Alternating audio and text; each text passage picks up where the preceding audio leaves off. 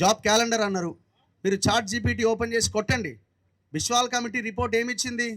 191,000 ఉద్యోగాల ఖాళీలు ఉన్నాయని చెప్పింది 2020-21లో. ఇదే రేవంత్ రెడ్డి, ఇదే కాంగ్రెస్ ఆనాడు వాళ్ళ ఎలక్షన్స్లో గెలవడం కోసం బిశ్వాల్ కమిటీ రిపోర్ట్ ఏం చెప్పింది కేసీఆర్ అని కేసీఆర్ని క్వశ్చన్ చేశారు. వాళ్ళు ఉద్యోగాలు ఇవ్వలేదు, వీళ్ళు ఇస్తారేమో అని చెప్పి అందరూ కాంగ్రెస్ని గెలిపించారు. మరి ఆ కమిటీ రిపోర్ట్ ఏమైంది? అడగాల్సిన మేధావులు ఏమైపోయారు? ఇప్పుడు చర్చ ఎక్కడ వచ్చిందంటే కాంగ్రెస్ ఎన్ని ఇచ్చింది ఉద్యోగాలు అన్న దగ్గర డిస్కషన్ ఉన్నది. ఎన్ని ఇచ్చారు ఉద్యోగాలు అన్న దగ్గర కాదు డిస్కషన్. ఆయన 60,000 70,000 ఇచ్చినా అంటున్నాం, మీరేమి ఇవ్వలేదని మనం అంటున్నాం. డిస్కషన్ అక్కడ కాదు. సంవత్సరం తిరిగేలోపు 2 లక్షల ఉద్యోగాలు ఇస్తామన్నాం, ఏమైనాయి అని మనం క్వశ్చన్ చేయాలి. జాబ్ క్యాలెండర్ ఇస్తా అన్నాం, మేనిఫెస్టో ఓపెన్ చేయండి.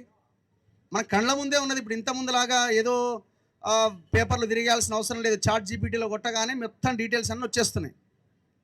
మేనిఫెస్టోలో చాలా క్లియర్గా తక్షణమే మేము 2 లక్షల ఉద్యోగాలు ఇస్తామన్నారు. ఫలానా డేటు, ఫలానా రోజు, ఫలానా ఎగ్జామ్, ఫలానా ఇంటర్వ్యూ ఉంటుంది అని ఈనాడు ఆంధ్రజ్యోతి పేపర్లో బ్యానర్ ఐటమ్స్ వేశారు. ఇంకా ఏ క్లారిటీ కావాలా? ఇప్పుడేమంటున్నారు? 40,000 ఉద్యోగాలు అతి త్వరలో వేయబోతున్నాం అంటున్నారు. మీరు చెప్పిన లెక్కెంత? మీరు చెప్తున్నది ఏంటి? కమిటీ రిపోర్ట్స్ ఏమున్నాయి? ఎన్ని ఖాళీలు ఉన్నాయి? ఇవన్నీ ఎవరు మాట్లాడతలేరు. సో ఇక్కడ లోపము మన దగ్గర కూడా 10, 20, 50% దాకా ఉన్నది. దయచేసి ఇది అర్థం చేసుకోవాలి. బలమైన పోరాటాలు జరిగినప్పుడే ప్రభుత్వాలు దిగొస్తాయి. ఆ దిశగా మనం పోరాటం చేయాల్సిన అవసరం ఉన్నది. తెలంగాణ మూమెంట్ని మనం గుర్తుకు తెచ్చుకొని ఆ దిశగా పోరాటం జరగాలి.